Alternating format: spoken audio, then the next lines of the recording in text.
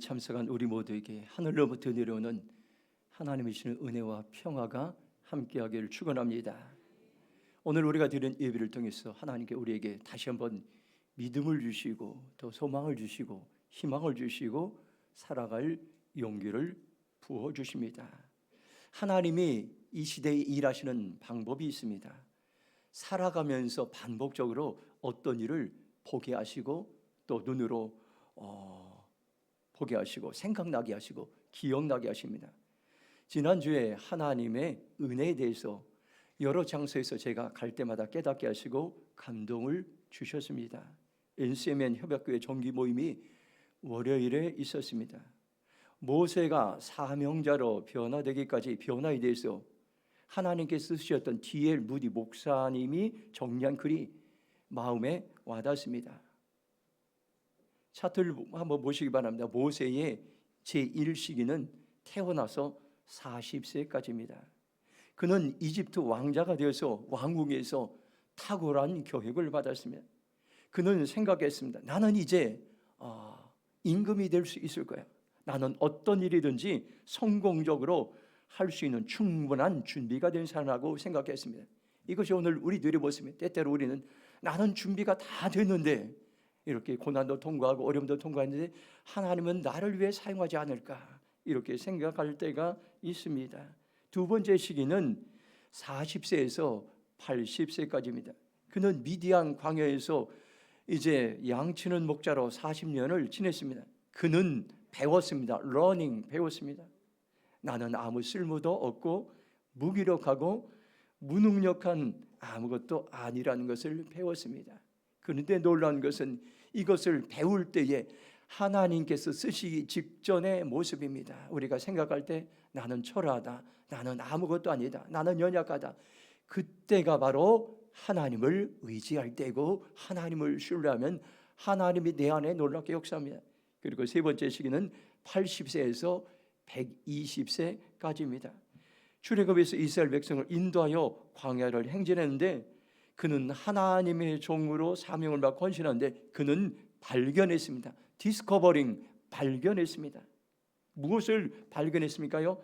하나님은 아무것도 아닌 사람을 통하여 놀라운 일을 행하신다는 것을 발견했습니다. 오늘 저와 여러분이 이 사실을 발견하시기 바랍니다. 한번 따라서 하나님은 아무것도 아닌 사람을 통해 놀라운 일을 행하신다.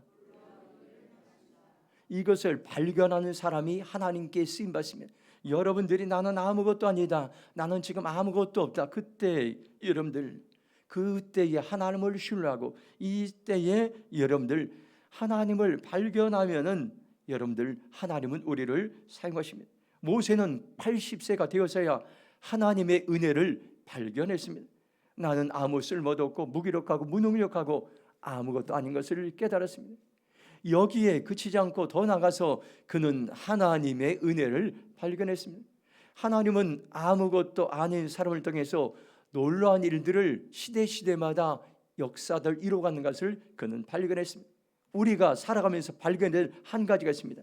하나님은 지금도 은혜를 베푸셔서 아무것도 아닌 사람을 통해 놀라운 일들을 이루어가시고 행하신다는 것입니다. 우리가 이런 사실을 발견할 때 우리의 인생이 기대가 되고 새롭게 됩니다. 우리는 그때 사명을 알게 되고 사명을 위해 헌신하게 되고 또 사명자의 인생을 살아갈 수 있습니다. 목요일에는 서울 남년의 임원 정책 컨퍼런스가 광림 세미나 하우스에 있었습니다. 그때 감리사들이 특송을 했는데 은혜라는 찬양이었습니다. 가사가 제 마음에 와닿습니다. 내가 누려왔던 모든 것들이, 내가 지나왔던 모든 시간이, 내가 걸어왔던 모든 순간이 당연한 게 아니라 은혜였어. 아침 해가 뜨고 저녁 노을, 봄의 꽃향기와 가을의 열매, 변하는 계절의 모든 순간이 당연한 것 아니라 은혜였어. 내가 누려왔던 모든 것들이 여러분들 은혜라는 것입니다. 내가 지나왔던 모든 것이 생각해보면 하나님의 은혜였고, 내가 걸어왔던 모든 순간이 하나님의 은혜였고, 아침 해가 뜨고 지는 모든 순간이 하나님의 은혜였음을 고백하는 귀한 찬양입니다.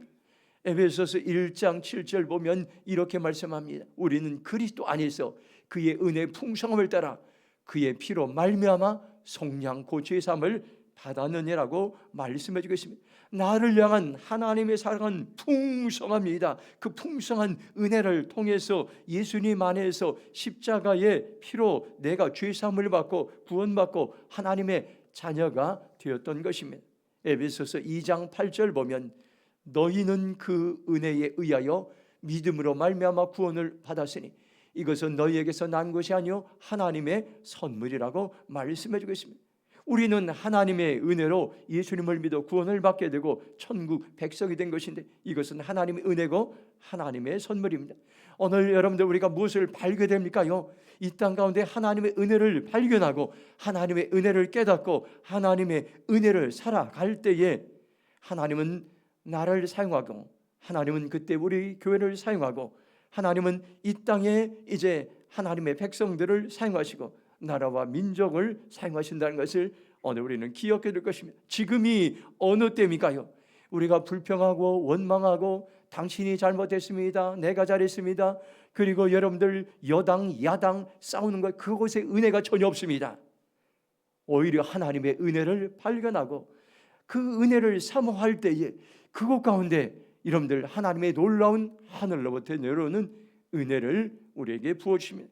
우리가 하나님의 은혜를 발견할 때 내가 의지하던 나의 힘과 내가 의지하던 나의 지혜와 내가 의지하던 나의 방법을 내려놓고 하나님께 두 손 들고 항복하며 나아갈 때 그때 비로소 하나님은 저와 여러분을 사용하신다는 것을 여러분들 기억하시 바랍니다.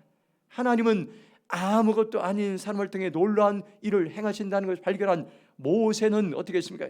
오늘 사명자로 부르심을 받고 이제 40년 동안 본격적으로 사람들이 생각하면 이제 모세는 다 이제 늙은 노인이다, 이제 쓸모없는 그러한 노인이라 그렇게 생각할 80세에 그는 비로소 하나님의 은혜를 발견하고 그의 인생에 가장 귀하게 쓰임받는 그런 삶을 살아가게 되었던 것입니다. 출애굽기와 창세기는 400년간의 간격의 시간이 흘렀습니다. 구약에서 신약으로 넘어갈 때도 400년이 걸렸습니다. 400년 동안에 이스라엘에 어떤 일들이 일어났습니까요? 야곱의 조그만 가족 70명이 애굽에서 살았습니다. 그들은 400년 동안 무려 이스라엘이라는 민족을 세웠는데 400년이 지난 후에는 무려 150만에서 200만이라는 인구로 불어나게 되었습니다.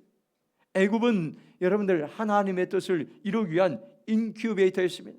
하나님은 그들을 모판자로 사용하셔서 하나님의 계획은 이스라엘 백성들이 애굽에 있는 것이 아니라 가나안으로 인도하는 것이었습니다.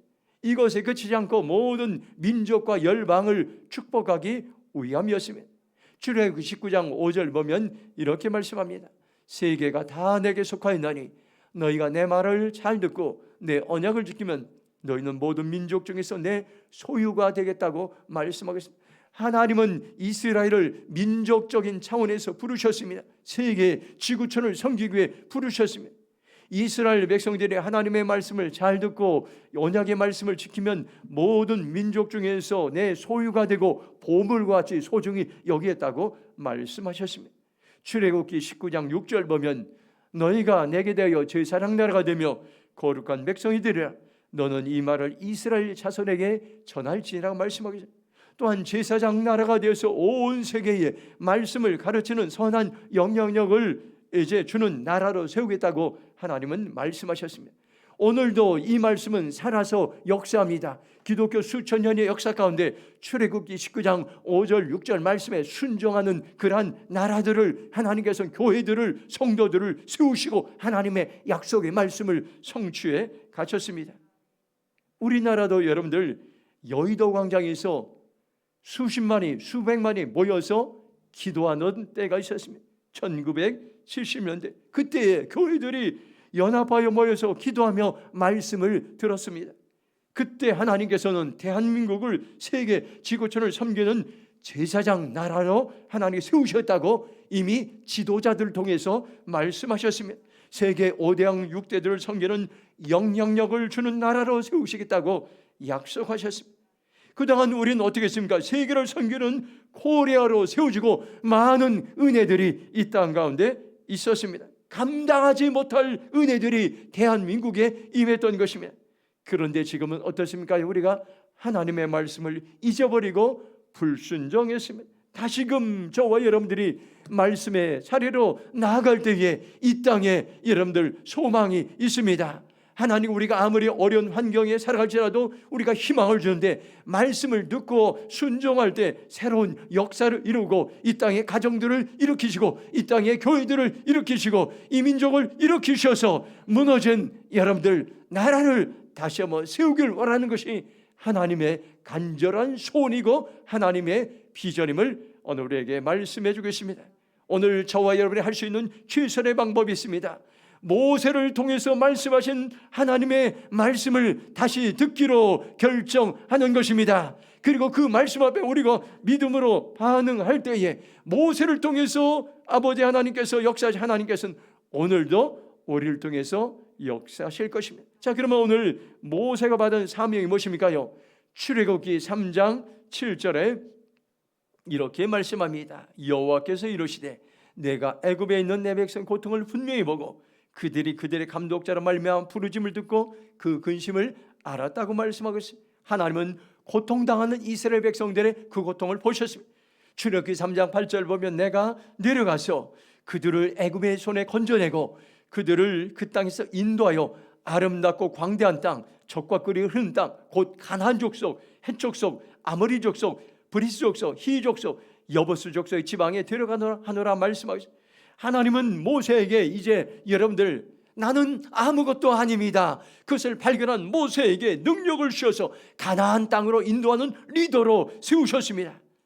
그리고 그들을 이제 억압당하고 고통받는 그들의 신음소리를 듣고 하나님 그들을 자유하게 하고 해방자로 모세를 세우셨던 것을 봅니다. 오늘 우리 안엔 이 땅 가운데 많은 고통이 있습니다. 많은 어려움들이 있습니다. 이때가 여러분들 하나님의 음성을 들을 때이고 이때가 하나님의 은혜의 자리로 나아갈 때이고 이때가 여러분들 사람이 일하는 것이 아니라 세상 지도자들이 일하는 것이 아니라 하나님이 일하실 때라는 것을 여러분들 기억하시고 오늘 우리가 어떻게 하면 여러분들 하나님이 일하시는 방법을 내 생애 속에서 발견할 수 있습니다. 발견할 때에 우리에게 소망이 있다는 것을 여러분들 기억하시 바랍니다. 출애굽기 3장 2절 말씀 한번 다시 한번 큰 소리로 읽겠습니다. 함께 읽겠습니다. 시작. 여호와의 사자가 떨기나무 가운데로부터 나오는 불꽃 안에서 그에게 나타나시냐. 그가 보니 떨기나무에 불이 붙었으나 그 떨기나무가 사라지지 아니하는지라. 아멘. 한번 따라서 하겠습니다. 하나님은 겸손한 사람을 부르셔서 일하십니다. 하나님께서 모세를 80세가 될 때 부르셨는데 여러분들 하나님은 그를 광야에서 양떼를 칠 때에 부르셨습니다. 하나님은 그를 떨기나무 아래에서 보셨는데 떨기나무는 광야에서나 사막에서 자라는 볼품없는 나무였습니다. 연분이 많고 수분이 없는 데서 겨우 살아남는 나무였습니다. 떨기나무는 바로 여러분들 모세를 가리켜 모세의 모습들. 그는 이제 세상에서 자랑할 것이 없고 광야에서 버림받은 인생 같은 잊혀진 존재였습니다. 하나님은 모세를 아무것도 자랑할 것이 없는 겸손한 상태로 만드셔서 그를 부르시고 이제 사명을 주시고 일하시기 시작하십니다. 하나님은 지금도 어떤 사람들을 부르셔 일하십니까요? 겸손한 사람입니다. 자신을 자랑하고 드러내는 사람들을 사용하지 않으시고 여러분들 겸손한 사람을 사용하시는데 겸손한 사람의 출발점이 어디 있습니까요? 하나님 앞에서 자신을 바라보는 것입니다. 하나님 앞에 설 때에 나는 하나님 앞에 아무 쓸모도 없고 무기력하고 무능력하고 아무것도 아닌 것을 인정하는 사람을 통해서 하나님께서 일하시기 시작합니다.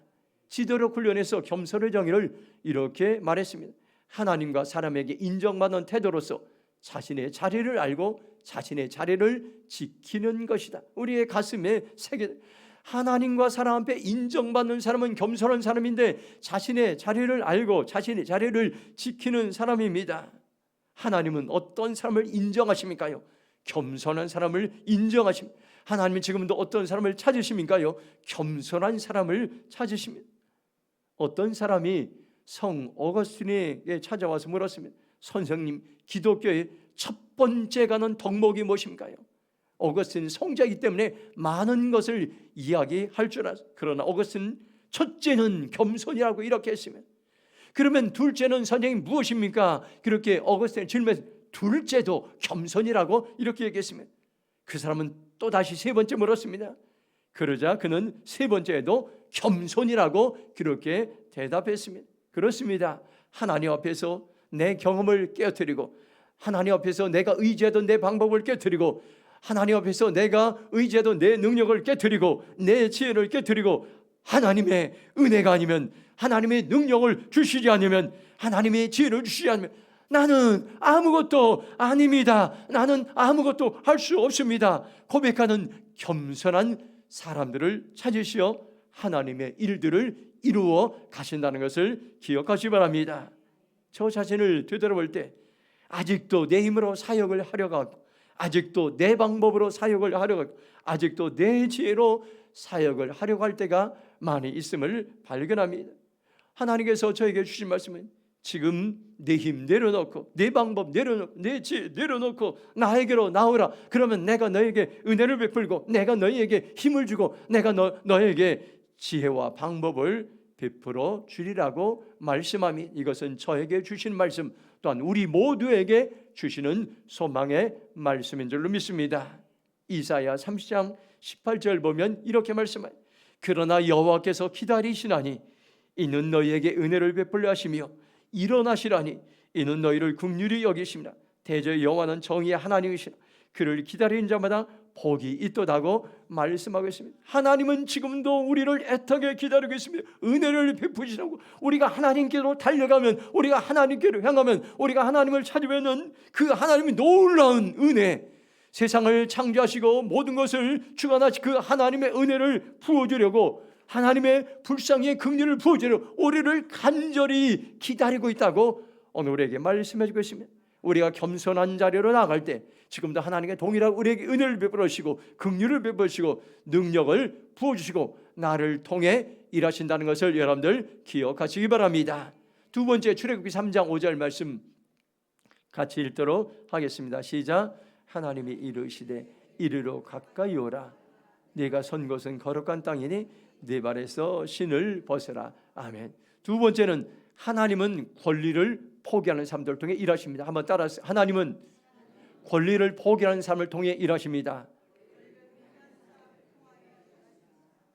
여기 이제 모세를 떨기나무 가운데 부르셨는데 모세는 대답하죠. 예, 저기 제가 여기 있습니다. 하나님이 말씀하셨습니다. 이리로 가까우지 오지 말라. 네가 서 있는 것은 거룩한 땅이니 너는 신을 벗으라 말씀하셨다.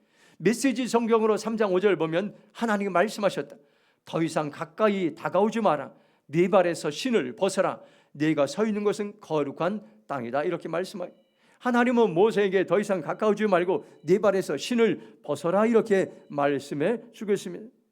하나님은 모세에게 신발을 벗고 맨발로 서라고 하셨습니다. 모세는 이집트 왕궁에서 신발을 벗은 많은 종들을 보았습니다. 종들은 여러분들 신을 벗었습니다. 그러나 여러분들 주인들은 여러분들 신발을 벗지 않으면 자신이 신발을 벗는다는 것은 이상 밖의 일이었어요. 종의 자리로 자신이 누리던 모든 권리를 내려놓고 포기하는 것입니다. 모세에게 신발을 벗었다는 의미는 내 권리를 포기한다는 것입니다. 내가 이제왔던 권리를 내려놓는다는 것입니다. 이집트에서 누렸던 학문의 권리, 이제 지식의 권리, 왕자로서 자랐던 이제 권위의 권리 등을, 자신의 모든 권리 등을 포기하고 내려놓는 것이었습니다.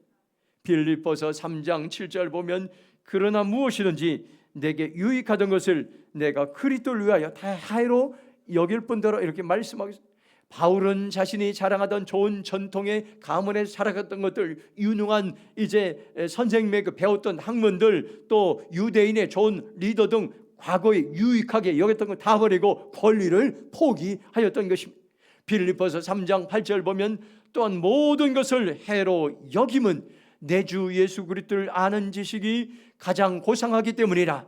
내가 그를 위하여 모든 것을 잃어버리고 배설물을 어기면 그리스도를 얻고 이렇게 말씀하고 있어요. 자기가 과거에 가장 소중하게 여기던 학문과 가문을 배설물처럼 쓰레기처럼 버렸습니다. 예수님을 아는 가장 고상한 지식을 얻었기 때문인 것입니다. 여러분들, 배설물을 손에 쥐고 다니는 사람이 있습니까요? 배설물을 주머니에 넣고 다니는 사람이 있습니다. 배설물은 즉시 버리는 것입니다. 어린아이도 배설물들로 보입니다. 세상 사람들도 배설물들 보입니다. 여러분들, 하나님을 발견한 사람은 여러분들, 내가 과거에 붙잡았던 것들, 배설물과 같은 지식과 명예와 재물을 배설물처럼 버리는 사람이 될 때에, 그때에 하나님은 우리를 사용하십니다. 우리가 교회를 다니면서도 여전히 여러분들, 내 안에 배설물과 같은 버려야 될 목록들이 많은데 버리지 못하고 세상 사람들보다 더 못하게 그 배설물들을 붙잡고 다니는, 쾌락의 배설물들, 욕망의 배설물들, 죄악의 배설물들을 버리지 못하는 사람들이 있습니다. 오늘 이 시간 저와 여러분들 그 배설물 버릴 때에 비로소 하나님은 저와 여러분들을 사용하신다는 것을 여러분들 기억하시 바랍니다. 세상 사람들은 자신이 누릴 수 있는 권리를 포기한다면 망한 사람이나 모자라는 사람 정도로 생각할 수 있어요. 부자는 돈이 주는 권리를 누립니다. 많이 배운 사람은 학문이 주는 지식의 권리를 누려야 됩니다. 세상의 지도자들은 권세가 주는 권리를 누려야 합니다. 그런데 하나님은 모세에게 이런 세상에 누릴 수 있는 권리를 포기하라고 말씀하셨습니다. 우리는 세상과 반대 정신으로 살아갈 때, 권리를 내려놓을 때, 그때 하나님이 나를 통해서 일하기 시작. 내가 권리를 포기하면 내가 망하는 것이 아니라, 내가 권리를 포기하면 무기력한 것이 아니라, 권리를 포기하는 그 순간에 그 자리에서 하나님은 능력을 부어주시고, 그 자리에서 하나님은 지혜를 부어주시고, 그 자리에서 하나님은 지도력을 부어주시고, 그 자리에서 하나님은 우리에게 재물을 부어주신다는 것을 여러분들 기억하시기 바랍니다. 창세기 12장 1절에 이렇게 말씀합니다. 여호와께서 아브라함에게 이르시되 너는 너의 고향과 친척과 아버지의 집을 떠나 내가 네게 보여줄 땅으로 가라고 말씀하겠습니다. 권리 포기의 대표적인 성경 구절입니다. 하나님은 아브라함에게 사명을 주십니다. 너를 통하여 모든 민족이 복을 받게 될 것이라고 약속했습니다. 아브라함을 축복의 통로로 사용하셨어요. 그런데 하나님은 그 일들을 이루기 전에 먼저 너의 고향, 너의 친척, 너의 아버지의 집을 떠나서 내가 보여주는 그 땅으로 가라고 말씀하셨습니다.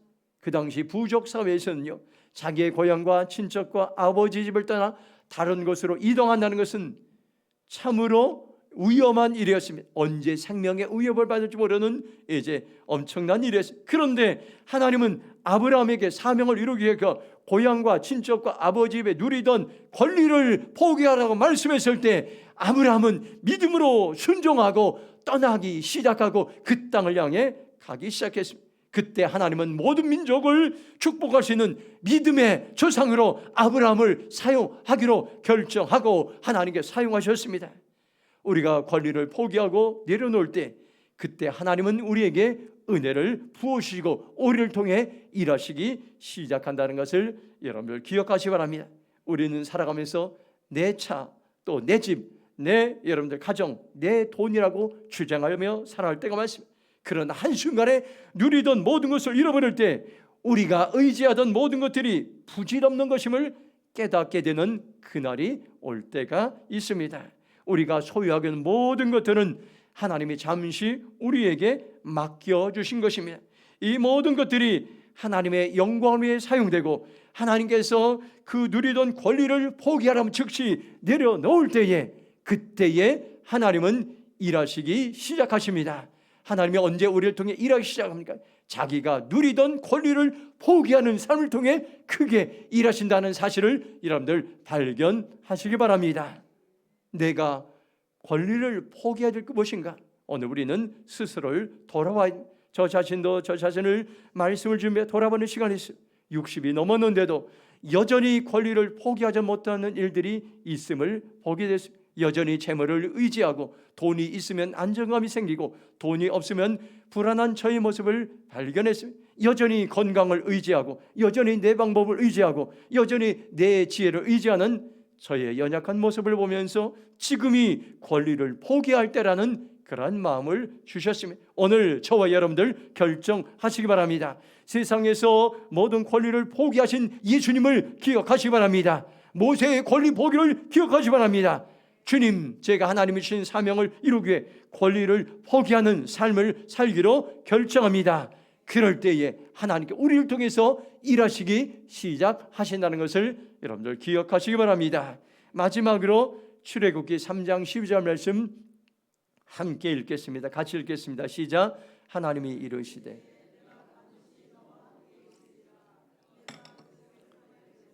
인도하여 낸 후에 너희가 이 산에서 하나님을 섬기려니 이것이 내가 너를 보낸 증거니라. 아멘. 세 번째로 우리에게 주신 말씀은 하나님은 우리와 함께 일하셔서 나와 함께 계셔서 일하신다는 것을 여러분 기억하세요. 하나님은 막연하게 이러는 거 아니라 나를 통해서 우리를 통해서 우리와 함께 하셔서 하나님의 역사를 이루어간다는 것을 오늘 우리는 기억해야 될 것입니다. 하나님은 모세를 보여 사명을 주십니다. 그런데 모세는 어떻게 반응합니까? 처음에는 부정적으로 반응합니다. 제가 무엇이라고 감히 바로에게 가서 이스라엘 자손을 이끌어내겠습니다. 그러자 하나님 말씀합니다.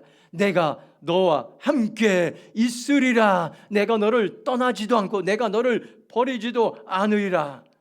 이 말을 모세는 듣고 다시 한번 용기를 얻게 되고 하나님께 주신 사명을 감당합니다. 지금도 하나님은 살아계신 하나님을 말씀합니다. 이사야 41장 10절에 두려워하지 말라. 내가 너와 함께 함이라. 놀라지 말라. 나는 네 하나님이 됨이라. 내가 너를 굳세게 하리라. 참으로 너를 도와주리라. 참으로 나의 의로운 오른손으로 너를 붙들리라. 하나님은 살아계십니다. 그 하나님은 지금도 우리에게 말씀, 내가 너와 함께 하리라. 이 말씀을 여러분들 확실히 여러분들 신뢰하시기 바랍니다.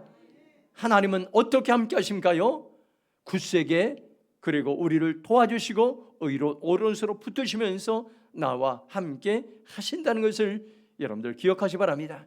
우리는 인생의 순간순간마다 우리의 힘으로 살아갈 수 없는 많은 어려운 일들을 만나게 됩니다. 한계 상황을 부딪히게 됩니다. 그때가 하나님께서 나와 함께 하실 때라는 것을, 그때도 여전히 하나님은 나를 버리지도 아니하고 하나님은 나를 떠나지도 아니고 나와 함께 하신다는 사실을 여러분들 기억하시기 바랍니다.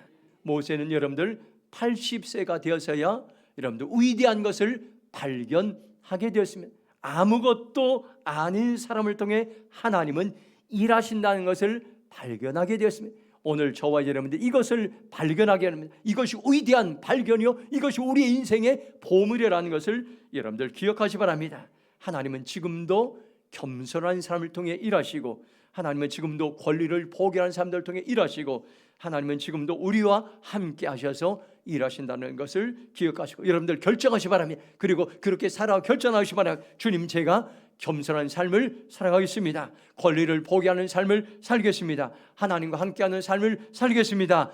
결단하는 복된 시간이 되길 주님의 이름으로 축원합니다. 이 시간 한번 동성으로 기도했으면 좋겠습니다.